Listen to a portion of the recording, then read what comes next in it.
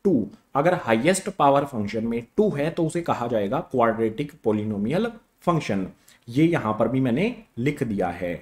अब जो भी हमारा ये पोलिनोमियल फंक्शन है क्वाड्रेटिक वाला, इसका डोमेन क्या होगा, रेंज क्या होगी, ग्राफ किस तरह का दिखेगा, सारी चीजें समझते हैं। सबसे पहले देखो गाइज, यहां पर जो भी हमारा ये फंक्शन है इसमें वैल्यूज पुट करके हम चेक करेंगे कौन कौन सी वैल्यूज पुट की जा सकती हैं। इसमें मैं सबसे पहले 0 पुट कर सकता हूं, उसके बाद 1 पुट कर सकता हूं, उसके बाद -1 भी पुट कर सकता हूं, 2 भी पुट कर सकता हूं, -2 भी पुट कर सकता हूं। कोई सी भी वैल्यू, कोई सा भी रियल नंबर इसमें पुट किया जा सकता है, उसका स्क्वायर हो जाएगा सिंपल फंक्शन में, इस वाली मशीन में। सो यहां पर सबसे पहले 0 पुट करेंगे। x की जगह पर अगर मैं 0 पुट करूंगा, सोल्व आप खुद से भी कर सकते हो, 0 पुट करूंगा 0 का स्क्वायर हो जाएगा, 0 का स्क्वायर हमेशा 0 होता है। इसके बाद 1 पुट करूंगा, फंक्शन क्या होगा, उसका स्क्वायर हो जाएगा। 1 पुट करूंगा तो आउटपुट में मुझे 1 का स्क्वायर, अगर 1 पुट करूंगा तो आउटपुट में 1 ही मिलेगा। इसी तरह से -1 पुट करूंगा तो उसका स्क्वायर हो जाएगा। -1 का स्क्वायर कितना होता है, मैंने पुट किया -1 तो आउटपुट में मुझे 1 मिलेगा। -1 का स्क्वायर होता है 1। ये सिंपल सिंपल चीजें तो आपको पता ही होगी यार। अब यहां पर मैं पुट करता हूं गाइस 2, उसके बाद -2। अगर मैंने 2 पुट किया तो 2 का यहां पर क्या हो जाएगा, ये मशीन क्या करेगी, उसका स्क्वायर करके आउटपुट देगी। 2 का स्क्वायर हो जाएगा गाइस हमारा 4। इसके बाद आगे क्या पुट करेंगे हम, -2। -2 अगर मैं इसमें पुट करूंगा तो आउटपुट में क्या मिलेगा, -2 का स्क्वायर होता है 4। सो आउटपुट में मुझे मिलेगा 4। अब यहां पर सिंपल चीज, सबसे पहले डोमेन ऑफ फंक्शन क्या होगा, यानी कि DF। क्या क्या इसमें पुट किया जा सकता है, सभी के सभी रियल नंबर्स, यानी कि डोमेन ऑफ फंक्शन हो जाएगा पोलिनोमियल फंक्शन क्वाड्रेटिक का। इसमें जो जो भी वैल्यूज पुट की जा सकती हैं, यानी कि सेट ऑफ रियल नंबर्स, जिसे हम इस तरह से भी लिख सकते हैं, नेगेटिव इन्फिनिटी से पॉजिटिव इन्फिनिटी, ये हमारा डोमेन हो जाएगा इस वाले फंक्शन का। रेंज की बात करते हैं, आउटपुट में हमें क्या मिलेगा, आउटपुट में हमें गाइज देख सकते हो, यहां पर ध्यान से देखो, पॉजिटिव वाली वैल्यूज मिलती हैं, सिर्फ पॉजिटिव वाले रियल नंबर्स मिलते हैं 0 से बड़े। यानी कि यहां पर हम ओपन ब्रैकेट क्लोज ब्रैकेट का यूज करेंगे। यहां पर मैं यहां स्क्वायर वाला ब्रैकेट बनाऊंगा। स्क्वायर वाले ब्रैकेट का मतलब होता है यहां पर जो भी वैल्यू होगी वो इंक्लूड होगी। सो यहां पर आ जाएगा हमारा 0 कोमा लगा के, ये वैल्यूज जो भी हमारी 0 से पॉजिटिव वैल्यू मिलेंगी, कहां तक मिलेंगी, इन्फिनिटी, यानी कि अनंत तक। सो यहां पर बना देंगे हम इस तरह से इन्फिनिटी का साइन है। जो भी हमारा ये इंटरवल है, इसका मतलब है 0 से लेके 0 इसमें इंक्लूड होगा, 0 से लेके इन्फिनिटी तक जो भी आउटपुट है हमें मिल सकता है इसमें इनपुट की गई सभी वैल्यूज का। सो ये हो जाएगी हमारी रेंज। बात करते हैं ग्राफ की। ग्राफ बनाने के लिए हमारे पास सभी की सभी वैल्यूज हैं। XY 0 0, ये वाला पॉइंट हमारा हो गया बिल्कुल ओरिजिन वाला। उसके बाद 1 1 यहां पर है, ये वाला पॉइंट हो जाएगा हमारा। ग्राफ बनाना आता होगा आपको, मैं सिंपल यहां पर जल्दी जल्दी आपको एक्सप्लेन करता हूं। इसके बाद यहां पर -1 1 है, x की वैल्यू -1 यहां पर है, y की वैल्यू 1 यहां पर है, -1 एंड 1 वाला ये हो गया हमारा पॉइंट है। इसके बाद 2 4 है, सो हमारा 2 ये रहा, 4 यहां पर आएगा, ठीक है, यहां और यहां ये हमारा पॉइंट बनेगा। 2 4 वाला पॉइंट बना दिया, -2 4 वाला भी बनाएंगे, -2 और 4 है। सो -2 ये रहा, 4 यहां पर आके होगा, यानी कि यहां कहीं पर जाके बनेगा पॉइंट है। अब जो भी हमारे ये पॉइंट्स हैं इनको ज्वाइन कर देंगे एक सीधी लाइन में। सीधी लाइन में तो नहीं होगा, इस तरह से हमारी एक लाइन बनेगी। आपको किस तरह का दिखाई दे रही है, आपको एक यू टाइप की शेप दिखाई दे रही होगी। जो भी हमारा क्वाड्रेटिक पोलिनोमियल फंक्शन होता है उसमें हमें इस तरह की यू शेप दिखाई देती है। इसमें सभी की सभी पॉजिटिव वैल्यू ही मिलेंगी। देख सकते हो y की साइड में ये नीचे की तरफ कभी भी नहीं जाएगा। सबसे कम जो वैल्यू होगी इसमें वो 0 होगी। इसके अलावा जो भी वैल्यूज हैं वो सिर्फ पॉजिटिव आउटपुट में ही हमें मिलेंगी। सो जो भी हमारा क्वाड्रेटिक पोलिनोमियल फंक्शन है उसका डोमेन समझा, रेंज समझी, ग्राफ इसका किस तरह से दिखाई देगा, यू टाइप की शेप दिखाई देगी जिसका लोएस्ट पॉइंट होगा हमारा ओरिजिन यानी कि 0। सो क्वाड्रेटिक पोलिनोमियल फंक्शन के बाद क्यूबिक पोलिनोमियल को भी समझते हैं नेक्स्ट पेज पर। क्यूबिक पोलिनोमियल फंक्शन यहाँ पर है, ये इसकी स्टैंडर्ड फॉर्म कुछ इस तरह से होती है guys, f x equals to में एक्स की पावर 3, अगर एक्स पे पावर 3 है तो उसे कहा जाएगा क्यूबिक पोलिनोमियल। यहाँ पर भी मैंने लिखा है। अब इसमें कौन कौन सी वैल्यूज इनपुट की जा सकती है, कोई भी नंबर इनपुट कर सकते हैं एक्स की जगह पर, यानी कि जो भी इसका डोमेन है इस फंक्शन का वो क्या हो जाएगा, सेट ऑफ रियल नंबर्स, जिसे हम इस तरह से भी लिख सकते हैं। बार बार मैं आपको बता रहा हूं, आपको दोनों तरह से कहीं ना कहीं दिया होगा तो कंफ्यूज नहीं होना है। इस तरह से भी लिख सकते हैं, इस तरह से भी लिख सकते हैं, ये इनपुट किया जा सकता है। इसमें जो भी वैल्यू इनपुट की जा सकती है वो डोमेन होगा, ठीक है, सेट ऑफ रियल नंबर्स यानी कि। अब बात करते हैं रेंज की। रेंज क्या होगा, देखो गाइज, जो भी इसमें इनपुट किया जा सकता है, आउटपुट जो मिलेगा ना वो हमारा रेंज ऑफ फंक्शन होता है। अब आउटपुट क्या क्या मिल सकता है उसके लिए चेक कर लेते हैं कुछ वैल्यूज इसमें इनपुट करके। सबसे पहले मैं इसमें इनपुट करता हूं 0। जो भी वैल्यू मैं इसमें इनपुट करूंगा उसका क्यूब हो जाएगा, यानी कि उस पर पावर लग जाएगी 3। 0 की क्यूब, अगर मैंने 0 पुट किया तो 0 की क्यूब हो जाएगी जो 0 ही होगा, यानी कि 0 मल्टीप्लाई में 0 मल्टीप्लाई में 0, 0 ही तो होता है। इसके बाद अगर मैं इसमें 1 पुट करूं, मैंने पुट किया इसमें गाइस 1, आउटपुट में क्या मिलेगा, 1 पुट किया है 1 की क्यूब हो जाएगी, यानी कि 1 मल्टीप्लाई में 1 मल्टीप्लाई में 1। अगर 1 पुट करूंगा तो मुझे 1 ही मिलेगा। इसके बाद अगर मैं -1 पुट करता हूं गाइस, -1 पुट करने पर मुझे -1 ही मिलेगा। -1 का क्यूब क्या होगा, -1 को -1 से मल्टीप्लाई करेंगे हो जाएगा हमारा प्लस का 1। उसके बाद फिर से -1 से मल्टीप्लाई करेंगे तो 1 1 जा 1 and plus minus minus sign लग जाएगा। -1 की क्यूब हमारा -1 ही होगा। इसके बाद अगर इससे नेक्स्ट वैल्यू में 2 पुट करूं, इसमें 2 पुट करने पर क्या होगा, 2 का क्यूब हो जाएगा, यानी कि 2 मल्टीप्लाई में 2 मल्टीप्लाई में 2, जो इक्वल होगा आउटपुट में मिलेगा हमें 8। इसी तरह से अगर मैं माइनस में 2 इस पे इनपुट करूं, -2 की क्यूब हो जाएगी, -8 होता है जो कि। इसी तरह से अगर मैं इसमें 3 पुट करूंगा तो 9 मिल जाएगा, -3 पुट करूंगा, सॉरी 3 पुट करने पर 27 मिलेगा, -3 पुट करूंगा तो इसमें माइनस में 27 मिलेगा। सो रेंज क्या क्या हो सकती है, रेंज में देखो पॉजिटिव 0 भी मिल रहा है, पॉजिटिव वाली वैल्यूज भी हैं, नेगेटिव वाली वैल्यूज भी हैं, यानी कि जो भी हम इसमें इनपुट करेंगे आउटपुट में हमें रियल नंबर से ही मिल सकते हैं, पॉजिटिव वाले भी नेगेटिव वाले भी। सो यहां पर रेंज ऑफ फंक्शन क्या होगा इसका, set of real numbers. Range of function ये इस तरह से लिखा जाएगा and set of real number capital R से शो किया जाएगा। इसको हम इस तरह से भी लिख सकते हैं, फिर से मैंने आपको बता दिया है। सो ये हो जाएगा हमारा range of function polynomial, cubic polynomial function का। ग्राफ की बात करते हैं, यहां पर हमारे पास डेटा है, इसी को हमें ग्राफ पे शो करना है। सबसे पहले 0 0 सेंटर ओरिजिन हो जाएगा हमारा, उसके बाद 1 1 ये 1 ये 1, ठीक है। ग्राफ पे वैल्यूज नहीं लिखी हुई हैं लेकिन आपको बनाना आता होगा, सिंपल है यार ग्राफ बनाना। -1 -1 ये -1 होगा, ये -1 होगा, यानी कि पॉइंट हमारा बनेगा यहां पर। इसके बाद 2 का हो जाएगा 8। देखो गाइज ये हमारा यहां पर होगा 2, ये हमारा पॉइंट होगा 2, और 8 कहां मिलेगा, 1 2 3 4 5 6 7 8, मतलब बहुत ऊपर यहां पर कहीं पॉइंट आएगा हमारा 2 8 वाला।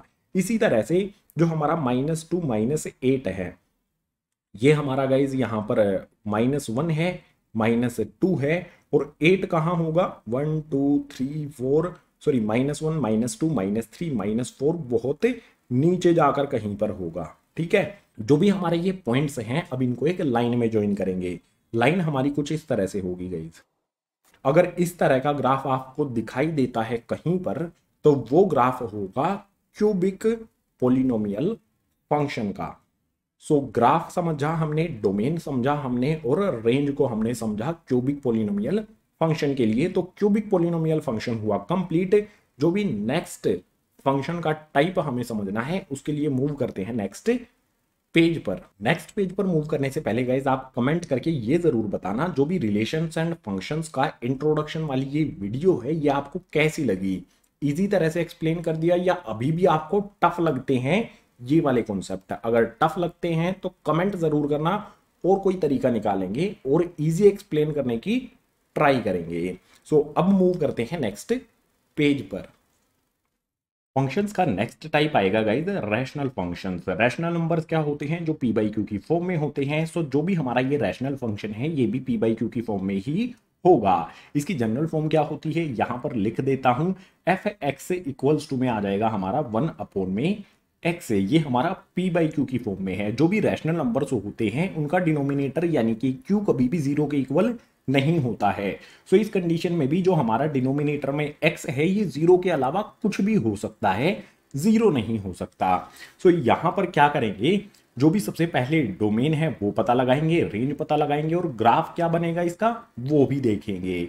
सो डोमेन पता लगाने के लिए इस x की जगह पर क्या क्या वैल्यूज पुट की जा सकती हैं, मैंने आप भी बताया आपको, जीरो के अलावा सभी वैल्यूज यहां पर इनपुट में की जा सकती हैं। सभी के सभी रियल नंबर्स आ जाएंगे सिर्फ जीरो को छोड़कर। तो डोमेन क्या होगा, सारे के सारे real numbers except zero. So यहां पर लिखेंगे guys domain of this function equals to में सभी के सभी रियल नंबर्स का सेट, इसमें से हटा देंगे, माइनस कर देंगे यहां पर जीरो। हमने क्या किया, यहां पर सभी रियल नंबर्स इसमें पुट किए जा सकते हैं जीरो के अलावा, इसीलिए सब के रियल नंबर्स में से हमने जीरो को हटा दिया। जो भी इनपुट किया जा सकता है वो हमारा डोमेन हो गया। अब आउटपुट में क्या मिलेगा गाइस, देखो जीरो के अलावा हमें कोई भी वैल्यूज मिल सकती हैं, माइनस वाली वैल्यूज मिल सकती हैं, प्लस वाली वैल्यूज मिल सकती हैं, फ्रैक्शन में मिल सकती हैं, सभी वैल्यूज हमें मिल सकती हैं। यानी जो भी रेंज ऑफ फंक्शन होगा वो भी हमारा क्या हो जाएगा, यहां पर लिखता हूं आर एफ इक्वल्स टू में यहां पर आ जाएगा guys set of real numbers minus में यहां पर आ जाएगा जीरो। यानी कि जो भी ये हमारा फंक्शन है इसमें जीरो के अलावा और सारी वैल्यूज मिल सकती हैं, जीरो कभी भी नहीं मिल सकता आउटपुट में। यहां पर जीरो ना तो इसमें इनपुट किया जा सकता है, जीरो ना ही इसमें आउटपुट में मिलेगा। सो जो भी डोमेन है वो हमारा रियल नंबर्स माइनस में जीरो हो जाएगा और इस फंक्शन की रेंज भी हमारी रियल नंबर माइनस में जीरो हो जाएगा। अब बात करते हैं गाइस ग्राफ की। सबसे इंपॉर्टेंट यही होगा हमारे लिए, क्योंकि डोमेन और रेंज आपको फाइंड करना अब तक आ गया होगा। सो सिंपल ग्राफ के लिए क्या करेंगे, इस तरह से बना लेंगे, इस तरफ हमारा x आएगा, इस तरफ हमारा y आएगा। जो भी हमारा ये फंक्शन है यहां पर मैं लिखता हूं guys f x equals to में 1 में x। हम क्या करेंगे, सबसे पहले इनपुट करेंगे इसमें जीरो। अगर मैं x की जगह पे जीरो लिखता हूं, सॉरी जीरो तो पुट कर ही नहीं सकते, सबसे बड़ी मिस्टेक हो जाएगी ये तो हमारी। सो जीरो के अलावा कोई भी वैल्यू पुट करेंगे, मैं पुट करता हूं गाइस 1। अगर मैं x की जगह पर 1 करूंगा, यहां पर आपको करके भी दिखा देता हूं, यहां पर आ जाएगा हमारा x की जगह पर 1, इसके बाद इक्वल्स टू में x की जगह पर डिनोमिनेटर में फिर से 1। 1/1 ये 1 के ही इक्वल होता है। x की जगह पर मैंने 1 पुट किया तो आउटपुट y में मुझे 1 मिला। अब यहां पर 1 की जगह पर और कोई वैल्यू भी पुट कर सकते हैं, जैसे यहां पर 1 की जगह पर मैं 2 पुट कर देता हूं। यहां पर मैंने 2 लिखा तो 1/2 हो गया। 1/2 को डेसिमल में चेंज करेंगे तो हो जाता है 0.5 है। सो 2 पुट करने पर मुझे 0.5 मिला। इसके बाद कोई माइनस वाली वैल्यू पुट करते हैं यहां पर। गाइस यहां पर मैं पुट करता हूं अब -2।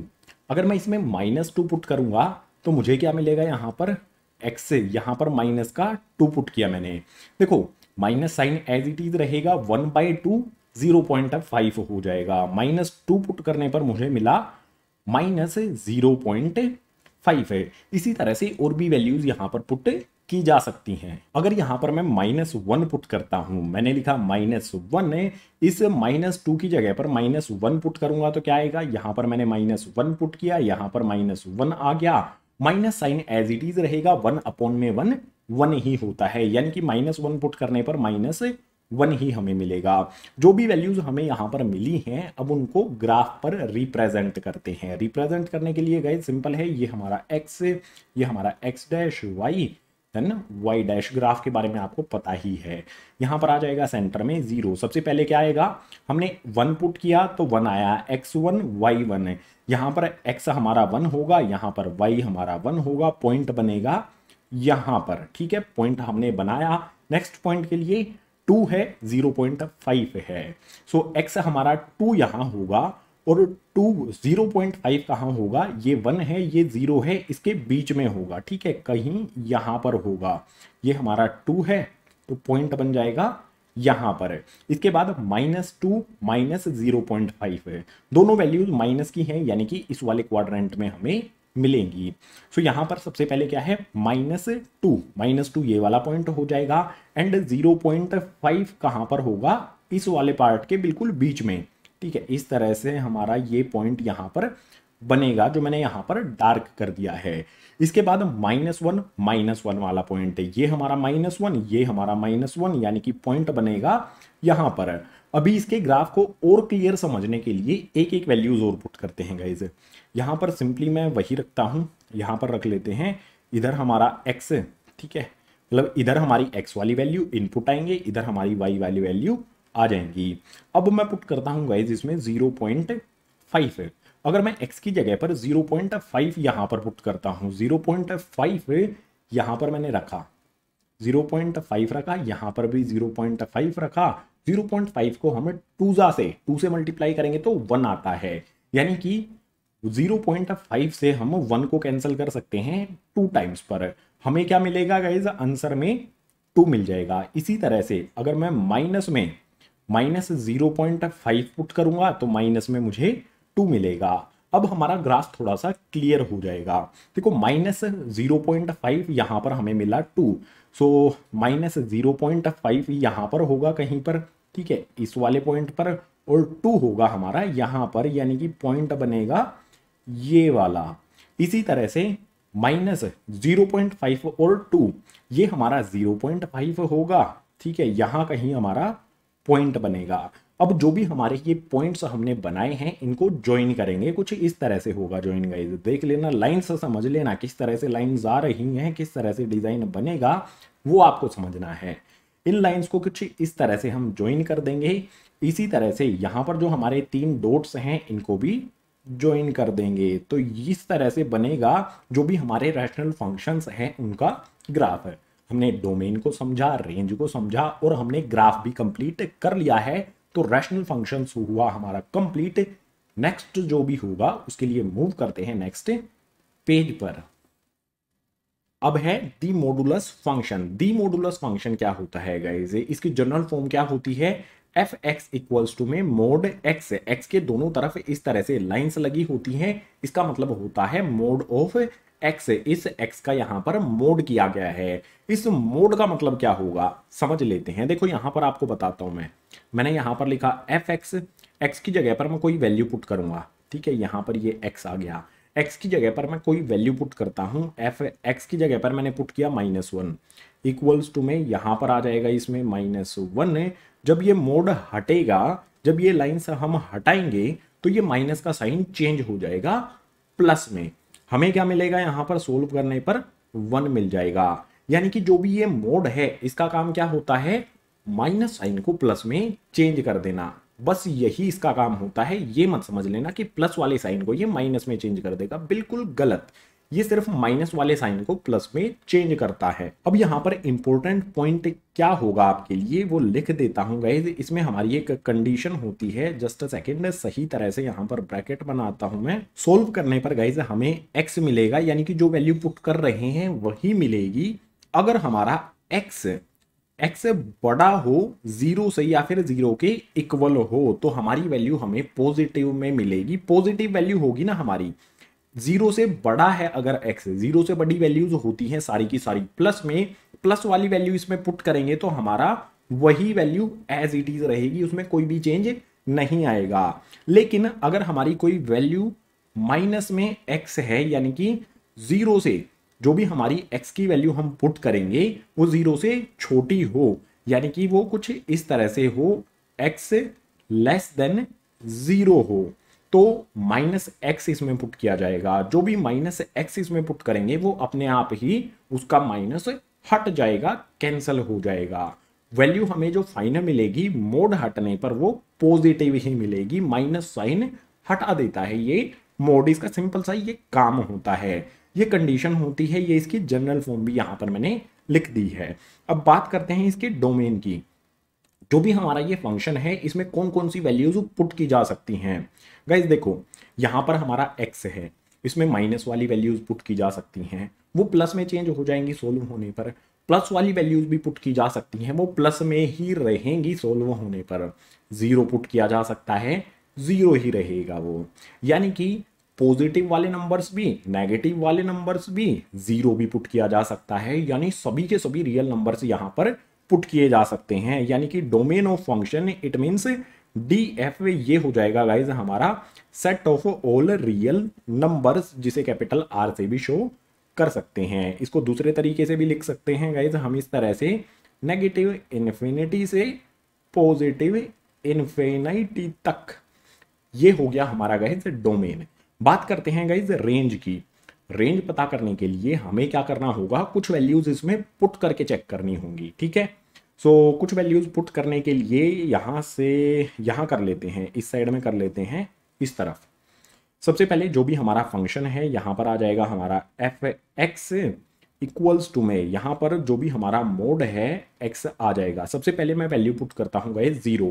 अगर यहां पर मैं वैल्यू पुट करूंगा x की जगह पर 0, तो मुझे गाइस मोड के अंदर 0 मिलेगा। सोल्व करने पर मोड हट जाएगा, 0 ही रहेगा ये, ठीक है। चलो एक स्टेप में और आपको करके ही दिखा देता हूं। यहां पर ये मोड है, इसके दोनों तरफ की लाइंस हैं वो हट जाएंगी, 0 ही हमें मिलेगा। यानी कि जो भी हमारा x है हमने क्या पुट किया, 0। y में क्या मिला हमें, 0 ही मिला। अब यहां पर नेक्स्ट वैल्यू पुट करके देखते हैं। मैं 1 पुट करूंगा, ठीक है, तो आंसर में मुझे 1 ही मिलेगा। 1 हमारा पॉजिटिव है तो वैल्यू पॉजिटिव ही रहेगी, प्लस में ही रहेगी। अगर मैंने इसमें 1 पुट किया तो 1 मिला। अगर मैं 2 पुट करूंगा तो 2 ही मिलेगा। अगर गाइज मैं यहां पर इसी में सपोज कीजिए यहां पर 1 की बजाय -1 पुट करता हूं, -1 पुट करने पर क्या होगा, ये मोड एक्टिवेट हो जाएगा और माइनस साइन को हटा देगा। सोल्व होने पर जो भी वैल्यू इससे बाहर निकलेगी वो प्लस में ही निकलेगी हमेशा। -1 है तो ये हो जाएगा गाइस हमारा +1 है। -1 पुट करने पर मुझे 1 मिला, यहां पर लिख लेते हैं -1 पुट किया मुझे मिला 1 है। इसी तरह से अगर -2 पुट करता हूं, x की जगह पर माइनस में 2 पुट किया, यहां पर -2 आया। सोल्व करेंगे, मोड से बाहर निकलने पर वैल्यू क्या हो जाएगी, माइनस साइन हट जाएगा, प्लस में हो जाएगी। यानी कि यहां पर 2 मिला। -2 पुट करने पर मुझे 2 मिला। इसी तरह से कोई भी माइनस की वैल्यू इसमें डालेंगे तो वो प्लस में ही बन जाएगी। सो यहां पर हमें ये चीजें मिली। अब यहां पर आप देखो, क्या आप नोटिस कर रहे हो कि अगर हम इसमें नेगेटिव वैल्यूज पुट करते हैं ना तो हमें पॉजिटिव वैल्यूज मिलती हैं। जब भी इस फंक्शन में कोई भी वैल्यू पुट की जाएगी, कोई भी रियल नंबर पुट किया जाएगा, इनपुट किया जाएगा, तो उसके आंसर में जो भी हमारा आउटपुट है वो कभी भी नेगेटिव नहीं होगा। सिर्फ 0 और पॉजिटिव वाली वैल्यूज ही हमें मिलेंगी। यहां पर आप क्लियरली देख सकते हो। अब रेंज लिखने के लिए इसी पॉइंट को हमें ध्यान में रखना पड़ेगा। सो रेंज ऑफ फंक्शन यानी कि RF ये हो जाएगा गाइज हमारा, यहां पर इस तरह का ब्रैकेट बनाएंगे। इट मीन्स 0 इसमें इंक्लूड है, 0 से लेके पॉजिटिव इन्फिनिटी तक हमारा ये रेंज हो जाएगी इस फंक्शन की, डी मॉडुलस फंक्शन के लिए। ग्राफ की बात कर लेते हैं। ग्राफ में गए थे सिंपल, ये हमारा x, ये x dash, then y dash. सबसे पहला पॉइंट 0 0 बनेगा हमारा, ये हमारा 0 0 हो गया। इससे नेक्स्ट पॉइंट हमारा 1 1 बनेगा, ये हमारा गाइज 1 1 हो गया। इससे नेक्स्ट पॉइंट हमारा 2 2 बनेगा, ये हमारा गाइज 2 2 वाला पॉइंट हो गया। x यहां पर 2 है, y यहां पर 2 है, ठीक है, 2 2 वाला पॉइंट हुआ। अब -1 1, x -1 y -1, ठीक है, ये वाला हमारा पॉइंट बनेगा। देन क्या होगा, -2 2, ये हमारा -2 है एंड y यहां पर माइनस, सॉरी यहां पर प्लस का 2 है, x यहां पर माइनस का 2 है। -2 एंड 2 ये हमारा पॉइंट बनेगा। अब जो भी हमारे ये पॉइंट्स हैं इनको ज्वाइन करेंगे। देखो किस तरह से, 0 वाले से इस तरह से एक लाइन ड्रॉ कर देंगे, इसी तरह से 0 वाले से इस तरफ एक लाइन ड्रॉ कर देंगे। तो जो भी हमारा मॉडुलस फंक्शन का ग्राफ है उसमें किस तरह की शेप हमें दिखाई देगी, वी टाइप की शेप दिखाई देगी। इसमें सबसे लोवेस्ट जो पॉइंट होगा वो 0 होगा। 0 से माइनस वाली वैल्यू कोई भी हमें नहीं मिलेगी आउटपुट में। ये हम रेंज में भी बता चुके हैं। सो मॉडुलस फंक्शन क्या होता है एक्सप्लेन मैंने कर दिया, डोमेन समझ लिया, रेंज समझ ली, ग्राफ इसका कैसा होता है वो भी हमने समझ लिया। इससे नेक्स्ट जो भी फंक्शन है उसके लिए मूव करते हैं नेक्स्ट पेज पर। नेक्स्ट है यहाँ पर सिग्नम फंक्शन। सिग्नम फंक्शन को ध्यान से समझ लेना गाइस, ये हमारी एक मशीन है, ये फंक्शन करती है कुछ इस तरह से कि जो हमारा एफ एक्स है ये क्या होगा गाइस, कंडीशन समझ लेना ध्यान से जो भी यहाँ पर आपको बताई जाएगी। 1 होगा, 1 कब होगा, जब हमारा x ग्रेटर देन 0 होगा, यानी कि 0 से बड़ी हमारी कोई भी वैल्यू हो, 0 से बड़ा कोई भी नंबर हो, अगर 1 है तो आउटपुट में हमें 1 ही मिलेगा। यानी कि इस वाले फंक्शन में अगर कोई इनपुट करता हूं, सपोज कीजिए मैं 3 इनपुट करता हूं, 3 हमारा क्या है, 0 से बड़ा नंबर है, तो आउटपुट में मुझे क्या मिलेगा गाइस, हमेशा 1 ही मिलेगा। 3 के अलावा कोई और वैल्यू आउटपुट करता हूं मैं, सपोज कीजिए यहां पर 8 करता हूं, तो भी ये हमारा 0 से बड़ा है। पॉजिटिव वाली जो भी प्लस वाली वैल्यू जो है यहां पर मैं कोई भी इनपुट करूं तो मुझे प्लस का 1 मिलेगा। यानी कि ये शो करता है प्लस वाली वैल्यूज को, प्लस वाली वैल्यू होगी तो उसका मतलब हो जाएगा आउटपुट में 1। इस फंक्शन का ये काम होता है। सपोज कीजिए यहां पर गाइस मैं 9999 पुट करता हूं, ये वैल्यू हमारी 0 से बड़ी है, 0 से बड़ी वैल्यू का आउटपुट हमेशा 1 ही रहेगा, आउटपुट सेम रहेगा। 0 से बड़ी कोई भी हमारी वैल्यू होगी तो आउटपुट हमें 1 मिलेगा। ये एक कंडीशन हो गई है सिग्नम फंक्शन के लिए। अब नेक्स्ट कंडीशन क्या होगी, 0 होगा इफ x इक्वल्स टू में 0। सपोज कीजिए यहां पर मैं अब पुट करता हूं 0, मैंने 0 पुट किया तो आउटपुट में मुझे गाइस 0 ही मिलेगा, 0 पुट करने पर 0 ही मिलेगा। सो एक ये सिंपल सी कंडीशन हो गई। एक थर्ड कंडीशन और बचती है हमारे लिए माइनस वाली वैल्यूज के लिए। गाइस -1 होगा अगर हमारा x स्मॉलर देन 0 हो, अगर 0 से छोटी वैल्यू है यानी कि माइनस वाली वैल्यूज हैं, उसका मतलब होगा उसका आउटपुट हो जाएगा माइनस में 1। यानी कि यहां पर इस फंक्शन में मैं पुट करता हूं माइनस में 2 या और कोई वैल्यू पुट करता हूं, माइनस में 3 पुट करता हूं, माइनस में 8 पुट करता हूं, माइनस में यहां पर 20 पुट करता हूं, कोई भी वैल्यू मैं पुट कर लूं, आउटपुट में मुझे क्या मिलेगा, x क्या है, यहां पर x जो भी हमने पुट किया है वो 0 से छोटा है। अगर 0 से छोटी वैल्यू पुट करेंगे तो आउटपुट में हमेशा -1 ही रहेगा। इनमें से कोई भी वैल्यू, -2 पुट करूंगा -1 आउटपुट में मिलेगा, -3 इनपुट करूंगा -1 मिलेगा, माइनस वाली कोई भी वैल्यू इनपुट करेंगे तो -1 आउटपुट में मिलेगा। ये सिंपल कंडीशन होती है गाइस सिग्नम फंक्शन में। ये कंडीशन आपको ध्यान रखनी है, यही इंपॉर्टेंट हो जाता है। अब यहां पर देखो गाइस डोमेन की बात करते हैं। इसमें इनपुट क्या क्या किया जा सकता है, हम 0 इनपुट कर सकते हैं, प्लस वाली वैल्यूज इनपुट कर सकते हैं, माइनस वाली वैल्यूज इनपुट कर सकते हैं, यानी कि सभी के सभी रियल नंबर्स को यहां पर इनपुट किया जा सकता है। यहां पर मैं लिख सकता हूं domain of this function equals to में set of real numbers. Simple है डोमेन फाइंड करना, लेकिन रेंज ऑफ दिस फंक्शन की बात करते हैं। इस फंक्शन की रेंज क्या होगी, रेंज के लिए यहां पर देखो मैंने कंडीशन आपको बताई है, कोई भी वैल्यू माइनस वाली पुट करेंगे तो -1 आएगा, प्लस वाली वैल्यू पुट करेंगे तो प्लस का 1 आएगा, 0 पुट करेंगे तो 0 आएगा। सिर्फ 3 ऑप्शन ही है हमारे पास आउटपुट में, जो भी आउटपुट मिलता है वही होती है हमारी रेंज। यानी कि यहां पर आउटपुट क्या मिला हमें, -1 मिलता है, 0 मिलता है एंड 1 मिलता है। इन तीनों के अलावा कोई भी आउटपुट नहीं मिलेगा, तो यही हो जाएगी हमारी रेंज इस फंक्शन के लिए, सिग्नम फंक्शन के लिए। अब ग्राफ की बारी आ जाती है गाइस। ग्राफ में देखो यहां पर कैसे करना है, मैंने x लिखा, मैंने y लिखा। यहां पर गाइस सपोज कीजिए मैंने इनपुट किया है -3, ठीक है, -3 इनपुट किया, -3 इनपुट करने पर मुझे मिलेगा क्या, माइनस वाली वैल्यू है तो -1 मिलेगा, -1 मिलेगा मुझे, ठीक है, माइनस वाली वैल्यू इनपुट करेंगे तो -1 मिलेगा। अब यहां पर सपोज कीजिए मैंने इनपुट किया है 3 प्लस का 3, तो मुझे क्या मिलेगा, 1 मिलेगा। अगर मैं 0 पुट करता हूं तो 0 मिलेगा, ठीक है। पॉजिटिव वाली वैल्यू के लिए 1 मिलेगा, नेगेटिव वाली वैल्यू के लिए -1 मिलेगा और 0 के लिए 0 मिलेगा। इसका ग्राफ बनाने के लिए कुछ वैल्यूज और फाइंड कर लेते हैं, क्लियर हो जाएगा उसके बाद। सो यहां पर अब मैं इनपुट में डालता हूं गाइस माइनस में 2, माइनस वाली वैल्यू है तो -1 आउटपुट में हमें मिल जाएगा। अब इनपुट करता हूं मैं 2, प्लस वाली वैल्यू है यानी कि आउटपुट में मुझे 1 मिल जाएगा। अब जो भी हमारी x और y की वैल्यू है इनका ग्राफ ड्रॉ करते हैं। देखो गाइज, सबसे पहले यहाँ पर -3 -1 है, यहाँ पर होता है हमारा -3 एंड यहाँ पर होता है हमारा -1, यानी कि यहाँ पर बनेगा हमारा ये वाला पॉइंट है। इसके बाद क्या होगा गाइज, यहाँ पर है 3 1, x यहाँ पर 3 है और y यहाँ पर 1 है, यानी कि ये वाला हमारा पॉइंट यहाँ पर बनेगा। इससे नेक्स्ट क्या होगा हमारा 0 0, ये यहाँ पर रहेगा। देन आ जाएगा हमारा -2 -1, जो भी ये पॉइंट्स हैं आपको ग्राफ पे रिप्रेजेंट करने हैं। उसके बाद किस तरह का ग्राफ दिखाई देता है इसका वो आपको पता चल जाएगा।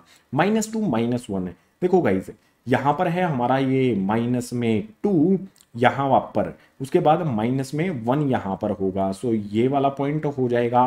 बिल्कुल इसी तरह से 2 1 है, 2 हमारा ये रहा, 1 हमारा ये रहा, यानी कि यहाँ पर इसका बनेगा ये पॉइंट है।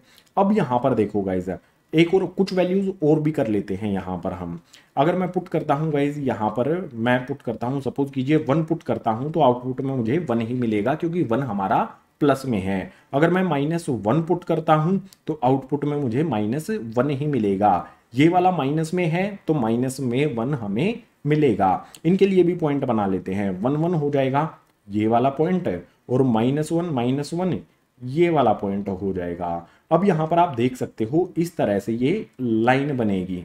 ठीक है, सिग्नम फंक्शन के लिए इस तरह से हमारे ग्राफ दिखाई देगा आपको। यहाँ से एक लाइन ड्रॉ कर देंगे, यहाँ से एक लाइन ड्रॉ कर देंगे, ये ग्राफ हो जाएगा सिग्नम फंक्शन के लिए। सिग्नम फंक्शन में इंपॉर्टेंट क्या है, जो भी हमारी ये कंडीशन है, x से बड़ी वैल्यू के लिए आउटपुट मिलेगा हमें गाइज, सॉरी 0 से बड़ी वैल्यू के लिए आउटपुट मिलेगा हमें 1, 0 से छोटी वैल्यू के लिए आउटपुट मिलेगा हमें -1 और 0 के लिए आउटपुट मिलेगा हमें 0। डोमेन समझ लिया, रेंज समझ लिया, ग्राफ कैसा होता है वो भी हमने समझ लिया। अब जो भी हमारे फंक्शंस हैं उसमें एक लास्ट कॉन्सेप्ट बचता है, उसके लिए मूव करते हैं गाइज नेक्स्ट पेज पर। फंक्शंस का लास्ट टाइप जिसे हमें क्लास 11th में कवर करना है उसका नाम है ग्रेटेस्ट इंटीजर फंक्शन है। इसकी जनरल फॉर्म होती है गाइज f(x) इक्वल्स टू में x है। x के यहाँ पर स्क्वायर वाले ब्रैकेट्स लगाए गए होते हैं, तो ये जनरल फॉर्म होगी इंटीजर फंक्शन की। यहाँ पर भी इसमें लिखा गया है। अब इसमें यहाँ पर ध्यान देने वाली बात क्या है गाइज, इसको समझने के लिए हमें एक नंबर लाइन ड्रॉ करनी होगी। यहाँ पर कर लेता हूँ। ठीक है, ये हमारी एक नंबर लाइन है। इसमें ये हो गया हमारा 0, यहाँ पर हो जाएगा गाइज 1, यहाँ पर हो जाएगा हमारा 2, देन यहाँ पर माइनस में 1, देन यहाँ पर माइनस में 2। ध्यान से समझना, काफी अच्छी चीजें हैं। देखो गाइज, अगर मैं इस फंक्शन में इनपुट करता हूँ, कोई वैल्यू मैंने इनपुट की 1.2, डेसिमल में वैल्यू मैंने पुट की है 1.2, इस नंबर लाइन पर कहाँ आएगा, 1 और 2 के बीच में कहीं यहां पर होगा। सपोज कीजिए इस वाले पॉइंट पर हमारा 1.2 है।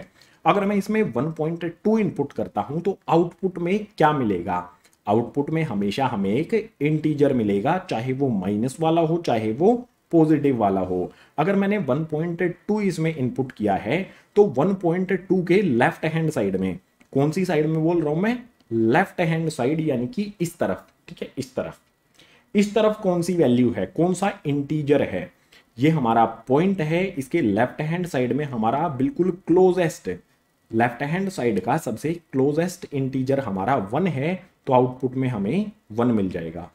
ध्यान से समझना बात को, दोबारा से बताता हूं एक और एग्जांपल के साथ है। 1.2 पुट करने पर हमें 1 मिला। अब सपोज कीजिए यहां पर मैं कोई वैल्यू पुट करता हूं, यहां पर माइनस में -1.5 में इसमें इनपुट करता हूं। -1.5 हमारी इस वाले पॉइंट पर है, इस वाले पॉइंट के लेफ्ट हैंड साइड में। ध्यान से देखो, जो भी हमारा 1.5 है उसके लेफ्ट हैंड साइड में कौन सा इंटीजर आता है वो आउटपुट होगा उसका।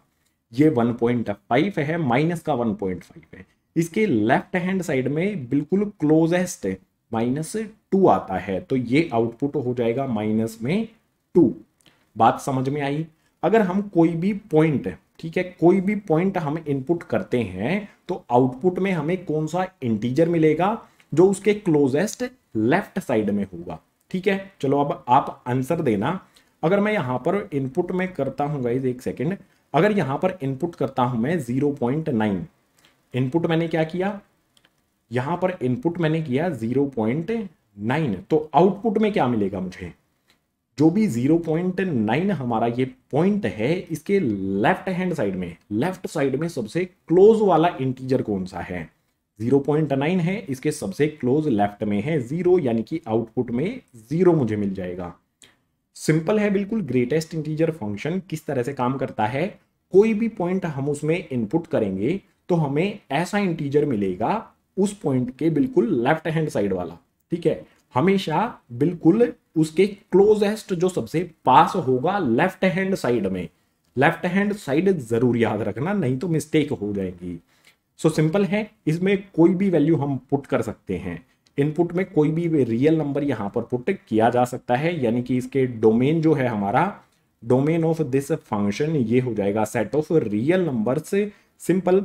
रेंज में क्या मिलेगा हमें, रेंज यहां पर चेंज हो जाती है, कुछ भी हम इनपुट करेंगे हमें क्या मिलेगा, हमेशा आउटपुट में इंटीजर मिलेगा। नेगेटिव वाले इंटीजर्स मिल सकते हैं, पॉजिटिव वाले इंटीजर्स मिल सकते हैं, जीरो मिल सकता है, यानी कि set of range of this function ये हो जाएगा हमारा सेट ऑफ जो भी हमारे इंटीजर्स हैं, सेट ऑफ इंटीजर्स जिसे शो करते हैं कैपिटल Z से। इंटीजर्स हमें आउटपुट में मिलेंगे, मैंने आपको एग्जांपल के लिए बताया भी है यहाँ पर। देखो अगर मैं कोई भी वैल्यू पुट करता हूँ, चलो ग्राफ भी बनाना है हमें, तो ग्राफ के लिए यहाँ पर देखो 0.9 पुट किया तो मुझे 0.9 यहाँ पर होगा नंबर लाइन पर, इसके लेफ्ट हैंड साइड वाली वैल्यू मिलेगी, लेफ्ट हैंड साइड वाला इंटीजर मिलेगा जो कि 0 हो जाएगा। सो ग्राफ के लिए यहाँ पर करते हैं, ये हमारा x, ये हमारा y, मैंने 0.9 पुट किया तो मुझे मिला 0। अगर मैं यहाँ पर कोई वैल्यू पुट करता हूँ, सपोज कीजिए 3.5, इस नंबर लाइन पर 3.5 कहाँ होगा, नंबर लाइन को और बढ़ा लेते हैं, यहाँ पर हमारा 3 आ जाएगा, यहाँ पर हमारा 4 आ जाएगा, 3.5 3 और 4 के बीच में होगा। सपोज कीजिए हमारा यहाँ पर ये पॉइंट होगा, इस पॉइंट के बिल्कुल लेफ्ट हैंड साइड में क्लोजेस्ट इंटीजर कौन सा है, 3 है। 3.5 अगर हम इनपुट करेंगे तो आउटपुट में हमें 3 मिलेगा। सो यहाँ पर 3.5 है, यहाँ पर मिल जाएगा हमें 3। इसी तरह से अगर मैं यहाँ पर पुट करता हूँ गाइज 1.5, मैंने इनपुट में किया 1.5 तो मुझे आउटपुट में क्या मिलेगा, 1.5 1 और 2 के बीच में होगा। सो ये हमारा पॉइंट होगा एंड इसके क्लोजेस्ट लेफ्ट कौन सा है, 1 है। अगर मैं 1.5 पुट करूंगा तो मुझे मिलेगा हमेशा 1।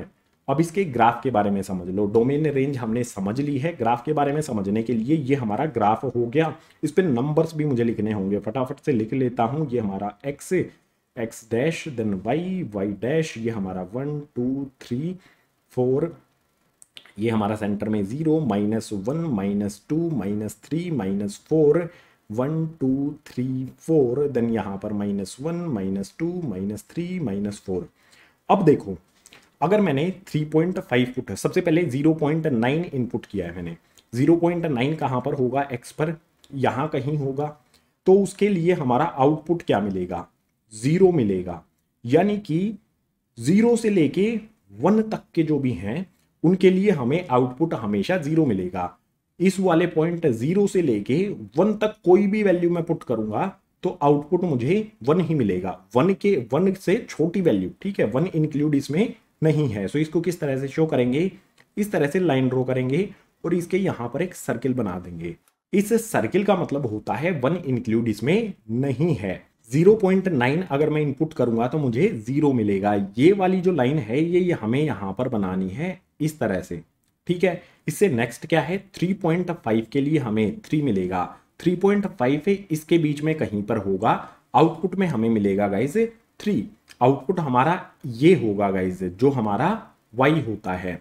सो यहां पर ये यहां से देखो इस तरह से लाइन ड्रॉ करते हैं, ये हमारा 3, ये हमारा 3, 3.5 है यहां पर होगा, आउटपुट में हमें 3 मिलेगा। यानी कि इस तरह से लाइन यहां पर बनाई जाएगी, ये हमारा इस तरह से, और 4 पे यहां सर्किल आ जाएगा।